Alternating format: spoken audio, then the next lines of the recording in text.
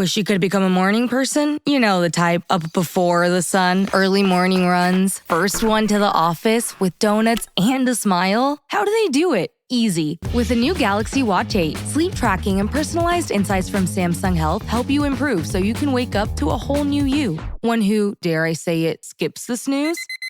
It's possible. Train your sleep with Galaxy Watch 8. Learn more at Samsung.com. Requires compatible Samsung Galaxy phone, Samsung Health app, and Samsung account.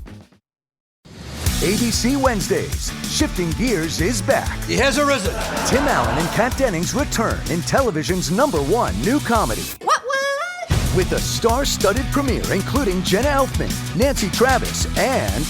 Hey, buddy! A big home improvement reunion. Welcome. Oh, boy. That guy's a tool.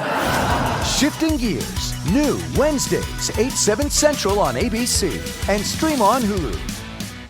The family that vacations together stays together. At least, that was the plan. Except now, the dastardly desk clerk is saying he can't confirm your connecting rooms. Wait, what? That's right, ma'am. You have rooms 201 and 709. No, we cannot be 5 floors away from our kids. The doors have double locks. They'll be fine. When you want connecting rooms confirmed before you arrive, it matters where you stay. Welcome to Hilton. I see your connecting rooms are already confirmed. Hilton, for the stay.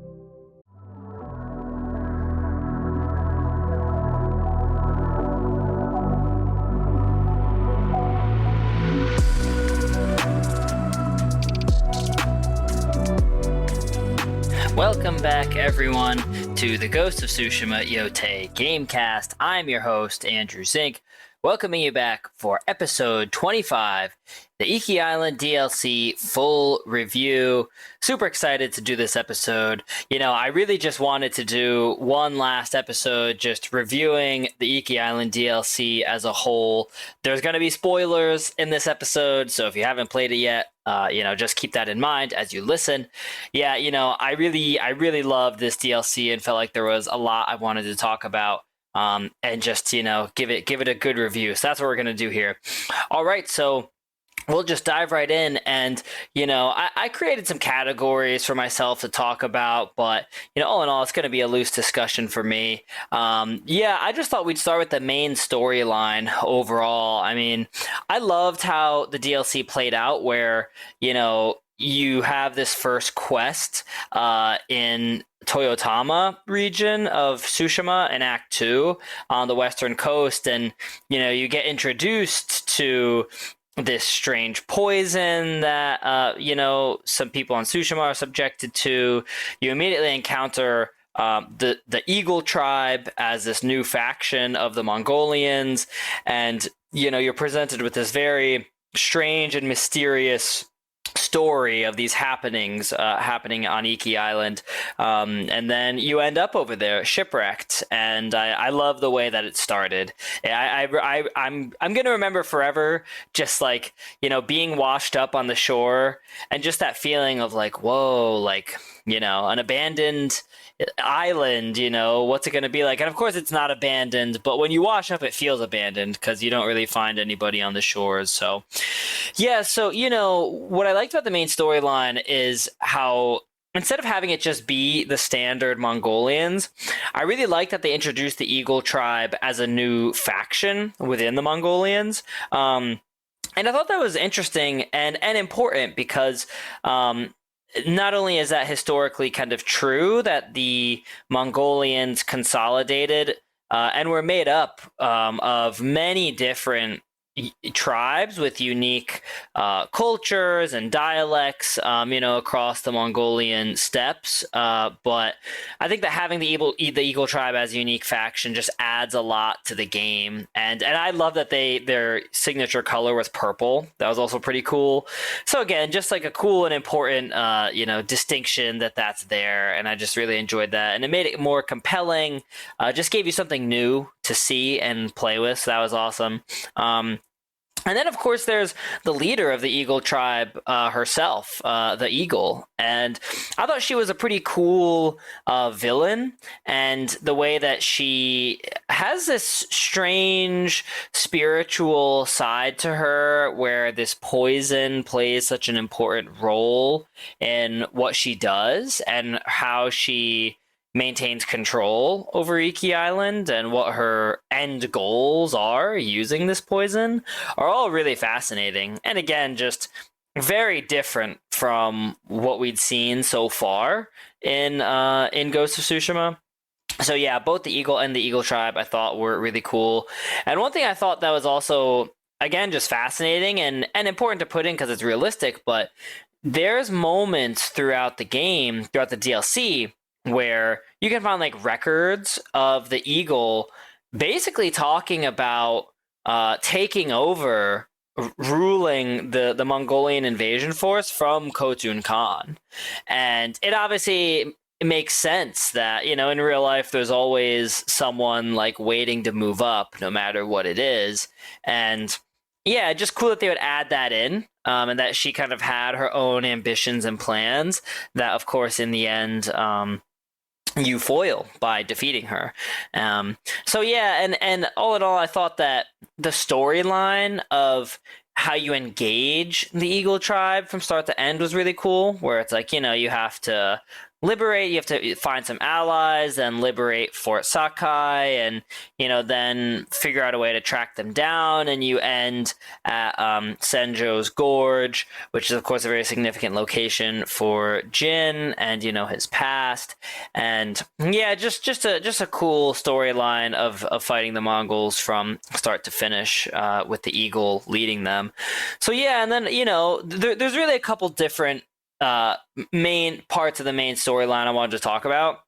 And the next one I would say is, Jin's family storyline is as much a part of, what's going on in the Iki Island DLC as fighting the Mongolians. And, obviously, throughout Ghost of Tsushima, you never really find out what happened to Kazumasa in the flashback that you're getting. That's Jin's father.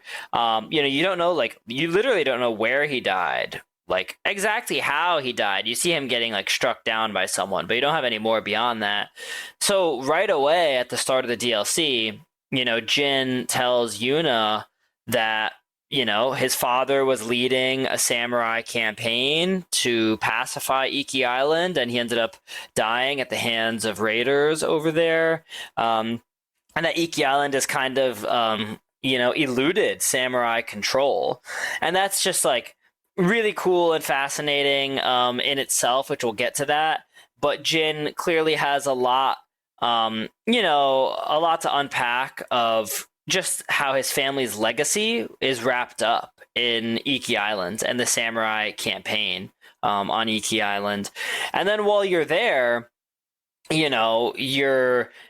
can get flashbacks, and Jin talks about, and there's these memories of Kazumasa. Then these are actually separate from the main storyline, but I'll get to those more. But you start to see more of Jin as a child. And there were a couple flashbacks in Ghost of Tsushima where you saw that, but in the Iki Island DLC, you definitely get a lot more of that, and Jin talking about just his childhood. So all that was, just really cool to have that added into, the background on Jin, and just these questions of legacy and, how Jin turned out the way he did. And yeah, as part of that, I mean, obviously, you see infinitely more of Kazumasa Sakai in the Iki Island DLC than you saw of him in the main storyline of Ghost of Tsushima. And yeah, I mean, that's just another really fascinating, sort of insight that you get into who Kazumasa was. And you see that he's really this very stern, sort of pretty... I don't want to call him a brute. That might be a little bit harsh, but he's definitely a pretty hard-charging warrior samurai, and this is someone who commits atrocities, who essentially is committing war crimes to innocent civilians on Iki Island that Jin is present for, and in some of the flashbacks tries to question, and these are just extremely heavy moments that really tell you a lot about who Jin was as a child and how it informed who he became as an adult, and just how hard it is to stand up to your parent That's just like an incredibly difficult position, and especially in a moment like this where you're seeing your father responsible for just these horrific acts against innocent people, really just would leave you, I would have to imagine, with a ton of trauma, and just difficulty around your own perception of the legacy of your family and your father. So all of that just added so much complexity to Jin's character, to the storyline around Jin's family and who Kazumasa was, and Jin's relationship with Kazumasa. And I feel like at the end of the Iki Island DLC, where Jin forgives himself for the fact that Kazumasa died while Jin was there, and that Jin as a child was unable to save him, and that Jin says, like, I'm not the person that you were. And he kind of says that in a way of like looking down on his father. And of course, it's a hallucination of his father and when this happens, but he's saying, like, I might not have even come to Iki. Like, that's kind of one of the senses you get from Jin. Like, I might not have even started this campaign, because these people were just living free and we just came here to subjugate them, and that's not me. So Jin doesn't explicitly say all that, but it's just a feeling you kind of get from him in this moment at the end. And then, one last thing I'll mention on Jin's family storyline. There's a lot of mentions of Jin's mother throughout the Iki Island DLC. Now, there's not too many mentions of his mother in the main storyline. You have to go look for them elsewhere, and I'll get to that later on, but I just wanted to mention that there. So, yeah, I mean, I think it was just a really important, fascinating, cool, dynamic and piece to add in about Jin's family as part of the main storyline. And, all along the way, there's two more parts of the main storyline aspects I want to get to. You're seeing, you're seeing the conflict between the raiders and the samurai play out. And obviously, at the time of the DLC, the Mongolians, the Eagle tribe, are occupying Iki Island, so that's where the focus is at. But there's constantly references to and discussion about the samurai invasion of Iki Island, and they call it the Sakai invasion, and so Jin hears that and he's like, oh, that doesn't sound positive, and he's like realizing, wow, people don't look at me and our family positively here, and that's probably not a great feeling for him. And then you're seeing just like differences in language, lifestyles, and class and perceptions and everything. Like, the raiders really seem to resent the samurai, and they seem to resent the people of Tsushima. And obviously, again, it's like the fact that we even call them the raiders. I've had a bit of trouble like talking about this because I don't want to call them raiders, because I feel like there's a very negative connotation around that. And I feel like, again, I mean, what means of economic advancement do the people living on Iki Island have if they're cut off from Tsushima or mainland Japan, and then somewhere along the way, it's decided that they're troublemakers and raiders, and like, they're not included in any of the economic success of Tsushima and mainland Japan.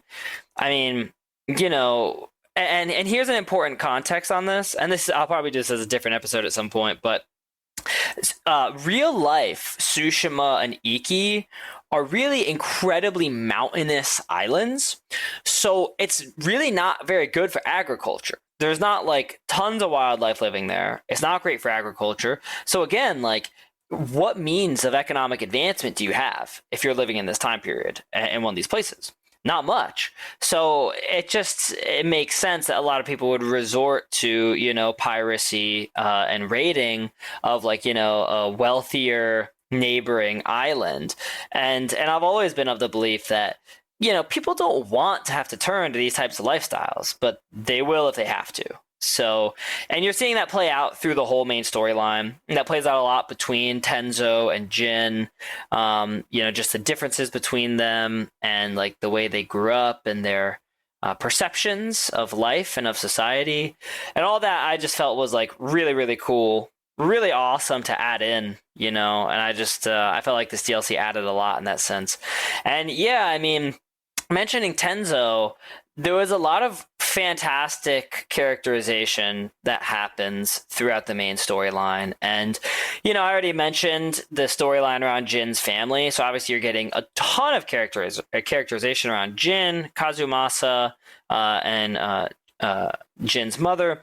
But you're also getting the introduction of new characters, which is Tenzo. I would say the two main characters that you get more introduction on are Tenzo and Fune. Also the Eagle, as that she's the antagonist, but you're getting allies of the protagonist here.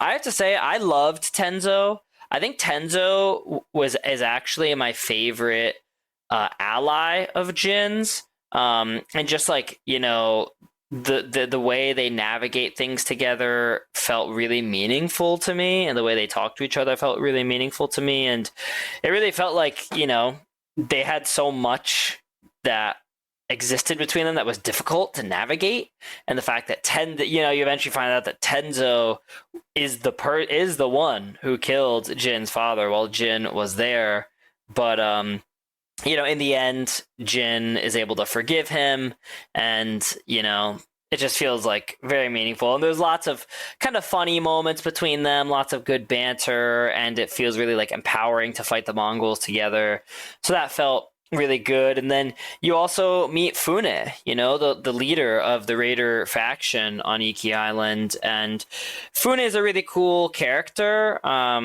And she does a pretty good job of keeping the Raiders unified and working with Jin and making a plan and keeping everyone safe from the Mongolians. And then eventually, and I'm going to get to this also when I talk about the side quest, but you end up getting a side quest where you have to rescue Fune's daughter. And, that's just another part of the characterization where after that, it's like, wow, this is really a human, like this is a person that was fleshed out by the game developers. And it wasn't just like, oh, do some missions with her and then, you're done. It's like they show you a really human side of her. And the storyline with her daughter is really just meaningful, and definitely there's some sadness to it, but it's very impactful. And yeah, I mean, I loved it because by the end of the DLC and by the end of all of this, Tenzo and Fune really feel like fully fleshed out characters, and it feels like they've really added something into the world of Ghost of Tsushima, despite the fact that you only, compared to the regular game of Ghost of Tsushima, where it's like you meet Yuna in Act 1, you meet Lady Masako in Act 1, you meet Sensei Ishikawa in Act 1, you meet Norio in Act 2, you're getting way more time with all the allies in Ghost of Tsushima than you do in Iki Island, and despite having less time with Tenzo and Fune, you still feel impacted by them, and like they're people that Jin has met along his journey, so that's all really cool. Yes, I think that about wraps up like everything I wanted to talk about on the main storyline. I thought the main storyline was really well done, so really appreciated all that. And yeah, I mean, so here's the next thing I wanted to mention. And from here, I'm just going to kind of, I made a list, but I just had some things, so I'll just mention them all as they come to me. Yeah, I mean, what I really liked with this DLC is that there were a lot of additions to the lore of the Ghost of Tsushima world. And here's an example of it. This episode is brought to you by Nespresso and Samra Origins by the Weekend Coffee Collection. Introducing Samra Origins. My collaboration with Nespresso is a connection to my roots, to my mother, Samra. Coffee that hits the right notes. It transports you. Crafted with unique notes and bold, soaring flavors. Experience a taste that moves you. Nespresso and Samra Origins. Discover more at Nespresso.com. Purina believes no one should have to make the impossible choice between their own safety and their pets. But nearly half of domestic abuse survivors delay leaving because they can't bring their pets with them. Through the Purple Leash Project, Purina is helping create more pet-friendly domestic violence shelters so survivors and their pets can escape and heal together. Visit Purina.com/purple to learn more. there was a location that I thought was really cool, and it's called the Raider Memorial, and it's in the southern part of Iki Island, in Gonora Prefecture. So if you go there, it is as it sounds. It's like this graveyard and it's on the coast. It's a very beautiful spot, and there's some civilians there, just kind of like tending to it and taking care of it. And if you can talk to one of them, and if you do that, they'll say that at the Raider Memorial, they say everyone buried here are the heroes, who were cruelly slain by Tadayori Nagao of Tsushima Island, and Jin puts the pieces together from the Azamo Bay quest lines that you can do in the main storyline, and where you retrieve the armor of Tadayori Nagao from the mythic tale in Tsushima, or on Tsushima. But, I remember on Tsushima, in the legend of Tadayori Nagao, to get his armor, they just say, raiders from Iki Island, were attacking Azamo Bay, and he defended Azamo Bay. And then here you're seeing, and that's the thing, like, when you hear it, it's like, oh, it's raider riffraff, and, like, who cares about them? Tadayori Nagao saved everyone. But from the other perspective on Iki Island, they might have needed food. They might have needed supplies. Like, for all we know, they were starving, and they had nowhere else to turn, and they look, across the waters and see what is to them a well-off and wealthy island, and they say, yeah, like, we need to survive, and we deserve some of that too. And so then when Tadayori Nagao, like, kills and defeats so many raiders, attacking Azamo Bay, like, they have a much different perception on this. They feel like Tadayori Nagao killed hungry, starving people who wanted to feed their families. And so they don't feel like that is heroic. And Jin kind of encounters that in this conversation at the Raider Memorial. So again, I find it all to be, and this is the thing, like, this Raider Memorial, it's not a quest. Like, I think there's probably a lot of people who never even find this place on the Iki Island DLC. But I think it's a really important thing because it adds to the lore of the world that they build here. And, just a whole type of just background to a new faction and complexity around it. It's not just like, oh, a new faction, these are the good guys, these are the bad guys. It's like, oh wow, like, the people of Iki Island are people too, and there's complexity around it. So I really appreciated all that. And yeah, so there's a lot of different additions to the lore. I encourage everyone to look for them, check it out. A lot of cool records you can find there. I'll move on right now to the side quests and the mythic tales. There were definitely a bunch of cool side quests to do, and again, a lot of side quests that just fleshed out parts of the lore and different people's stories and life experiences. I definitely feel like the quest with Fune's daughter, where you have to rescue her, I feel like that is a must. You have to do that as a quest. I feel like it's just a really important to experience that quest and see that side of Fune and hear that story. For me personally, my favorite of the side quests was A Helping Hand, and that's the one where you help the civilian who had his house burned down by the Mongols. You just help him gather supplies and help him rebuild his house. It's really a fairly quick and simple sort of quest. You never are like holding a hammer, like helping him to actually build it. You just show up and it's done. But I really love that they put it in the game because the guy in the quest, he talks about how he lost all of his family's sentimental items when the Mongols burned their house, and just how sad that was, and how he wants to have a family, but he can't do it without a home to live in, and just how important, safe, steady home is. And yeah, I just really liked it because it felt really relatable, and he as a character was really down to earth, and it kind of felt like there is no other quest like this in Ghost of Tsushima or the DLC, so it's definitely unique in that sense. And it really does just give you like a softer, more meaningful sense around how important, housing is, how important having a safe home and a place to live is. And again, that's part of stability, right? And that's part of like the just just the difficulties and the tension that exists between Iki Island and Tsushima, where it's like, if you have stability, if you have economic stability, if you have housing stability, people are going to be a lot less likely to turn to crime, or stealing or raiding or whatever it is, or piracy, whatever you want to call it. And so this person is really determined to create that stability for himself so he can make a better life out of it. And yeah, I just feel like that's a really intentional choice on, that Sucker Punch and the game developers made to include a quest like this there and to have these themes included. So I really appreciated all that and wanted to shout it out. And also, one of the Mythic Tales I wanted to shout out, I mean, both the two Mythic Tales are pretty cool. The Black Hand Riku Mythic Tale, where you get the armor, the Sarugami armor, and then the Legacy of Kazumasa Sakai Mythic Tale. And that's what I wanted to talk about. I mean, I loved the Legacy of Kazumasa Sakai.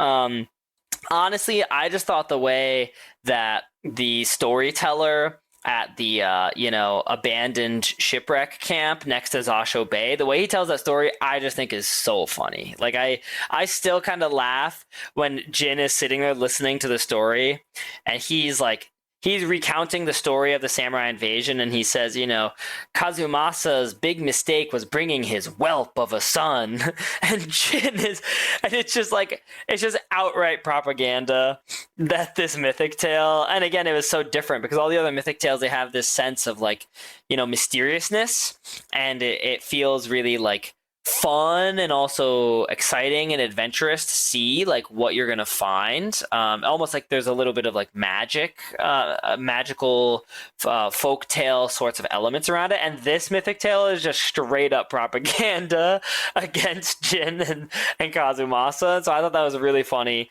But yeah, I mean, getting the horse armor was awesome. And again, really important because it's it adds something new into the game. And also just jumping through the shipwreck of the old merchant fleet through Zasho Bay, I thought was just really cool. Jumping and swimming through that. It's definitely not a traditionally super beautiful area like you see in the rest of Ghost of Tsushima, but I just thought it was a unique sort of quest to add in there, and I really appreciated that. Yeah, so I'll move on from the side quests and Mythic Tales to the activities. And here's what I mean by activities. Just, the Pillars of Honor, the haikus, and there were a lot of new activities on the Iki Island DLC. So there were those archery challenges. I actually didn't do a ton of the archery challenges, but again, I think it's cool that they have them, and it's just a fun way to challenge yourself. The new activities I really loved were all the animal sanctuaries. The monkey sanctuaries, the cat sanctuaries, and the deer sanctuaries. The cat sanctuaries were absolutely my favorite. And yeah, I mean, it's just a totally new activity where, you show up and you have to play your flute. And, you have to move the controller to play the right melody on the flute. And so here's what I loved about this. First of all, there was an absolute ton more flute playing in the Iki Island DLC as opposed to the main game of Ghost of Tsushima. And I just feel like the flute is so beautiful in this game. The sound of it and just playing it out in nature is just absolutely gorgeous. And it feels healing. Even for me, just in and I have a pretty good life, but even in my life, I'm just oh man, I could just listen to this flute and feel my heart, mind, and soul just heal all day listening to this. So I love that they found a way to include that. And then I love that it was connected to nature, where as you play the song, the animal, either the deer, the monkey, or the cat will approach you. And then after you complete it, you can pet them and you can feed them. And it just connects you to nature, and it connects you to, the nature of Iki Island, just in a way that feels really special and really meaningful. And I really appreciated that. And I just loved these animal sanctuaries. And here's another, and this was something I referenced earlier, but that's really important. I feel all these animal sanctuaries, after Jin completes them, he starts to talk about his mother. And I feel again, for lore purposes, there's a ton of information that you get about Jin's relationship with his mother that you can't get from anywhere else in not only the DLC but the main game, Ghost of Tsushima. And like, if you never play the DLC, all you ever know about Jin's mother is that she died of an illness kind of early, and you get like a couple sentences here and there just about like who she was or a memory Jin had. Whereas in the Iki Island DLC and after these animal sanctuaries, Jin is talking about how she taught him music, and he is always referencing just different memories he had with her and ways that she influenced him and lessons that she taught him. And it just feels incredibly meaningful.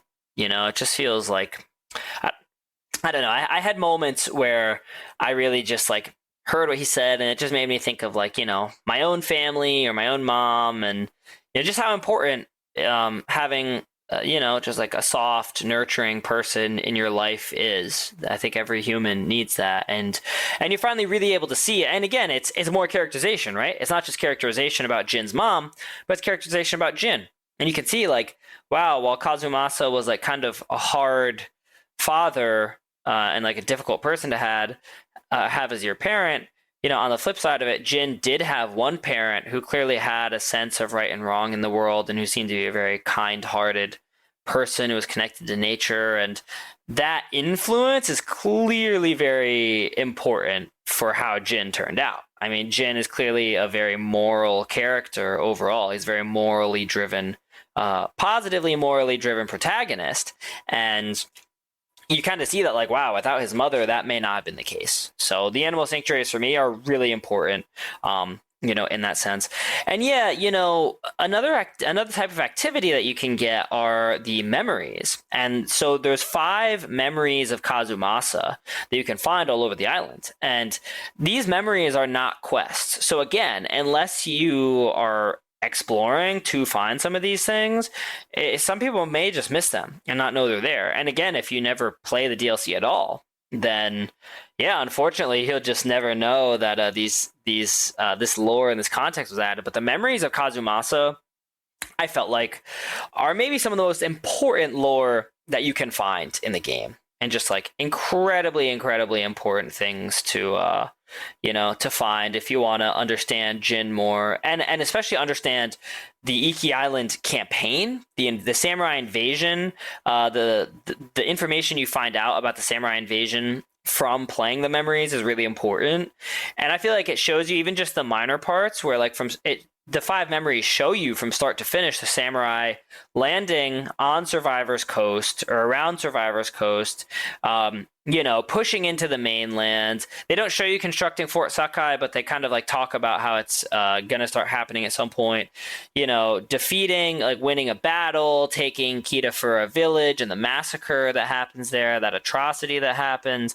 And then eventually, you know, the death of Jin's father, one last memory that Jin has before his father is killed at Senjo Gorge. And then, you know, right before the samurai leave. And it shows you that the samurai, that like one of Jin's first decisions is like a teenager, where he's now in charge of the army, which is crazy to think about, you know, that one of his first decisions is to leave behind their supplies and immediately evacuate and retreat back to Tsushima, because you know, the samurai have been defeated, they're now outnumbered, and a large force of raiders are closing in on their position on Survivor's Coast. And so one of Jin's first moments of leadership is, all right, time for us to leave our supplies behind, and let's get out of here because our lives are more important than this.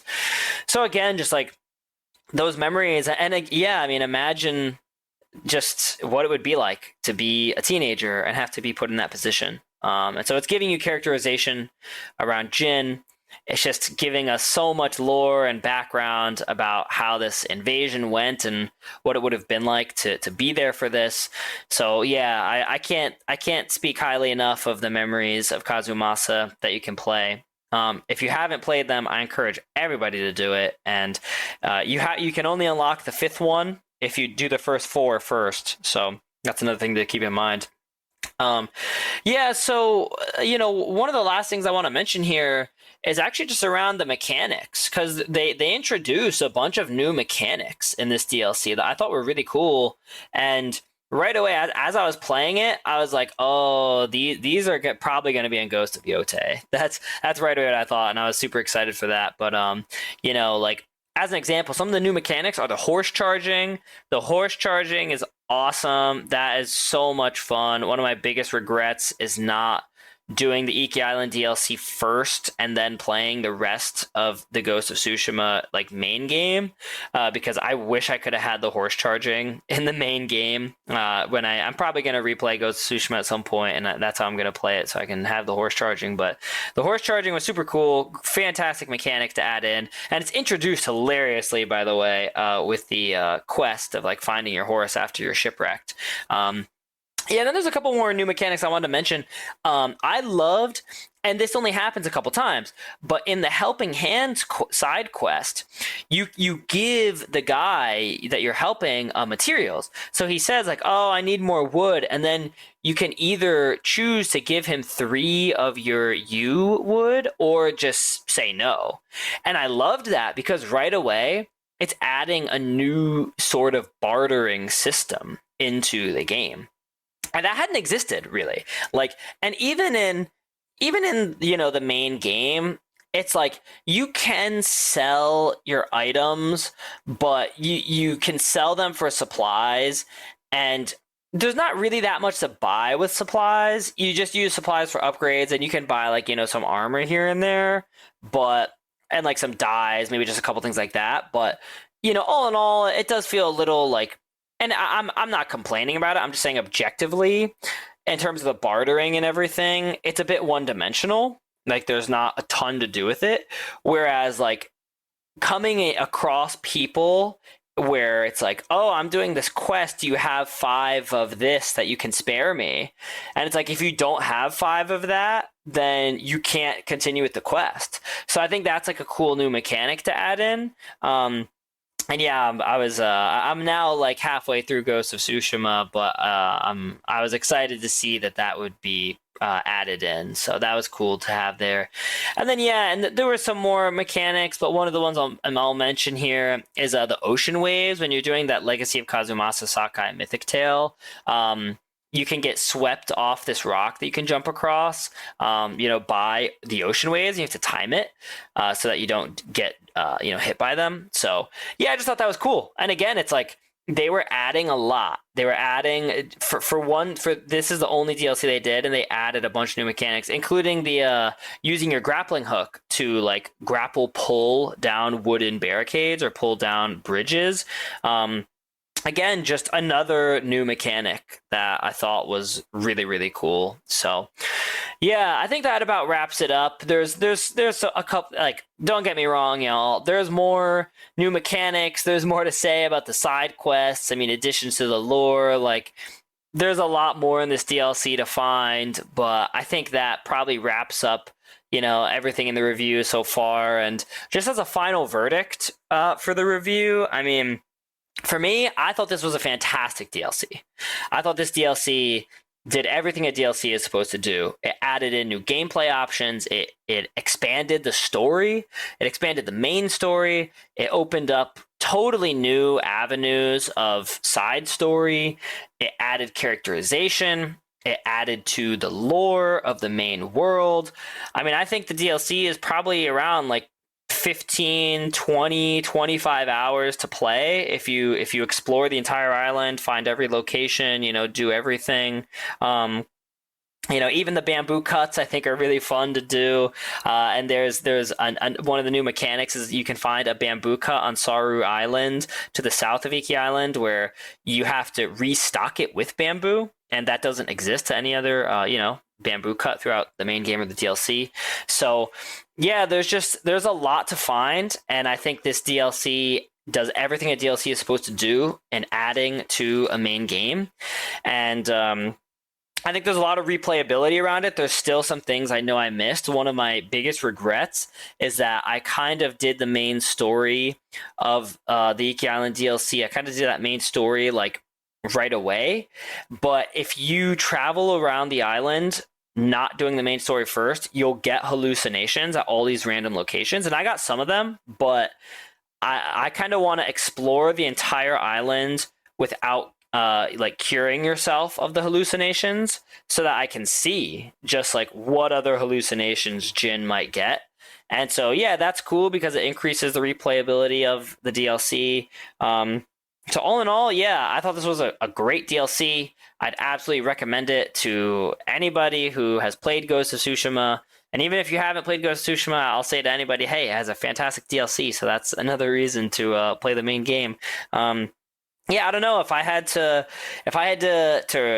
give the DLC a DLC score out of 10. I mean, I'd probably call it like a 9 or 9.5 out of 10 DLC. It's really just, I mean, honestly, I would give it, for me, it was a 10. I think there's just like, it adds enough. It does everything a DLC is supposed to do. And there's a lot of playtime. There really is a lot to do with it.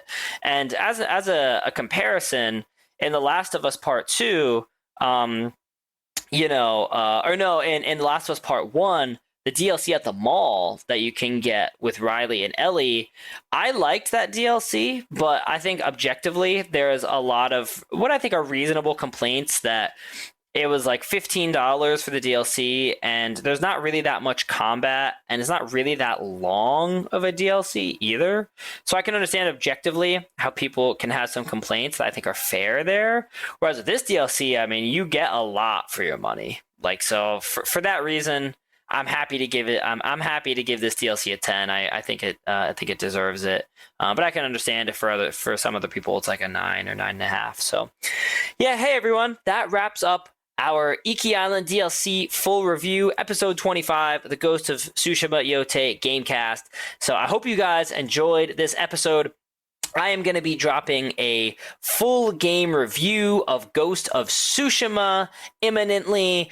And yeah, after that, we will be moving on exclusively to Ghost of Yotei content. I'm playing through Ghost of Yotei as fast as I can because I really want to release a game review and start covering the main story and just continue talking about Ghost of Yotei the same way that we've talked about Ghost of Tsushima on this podcast. So I hope you guys have enjoyed this episode. If you're playing Ghost of Yotei, I hope you guys are loving it as much as I am.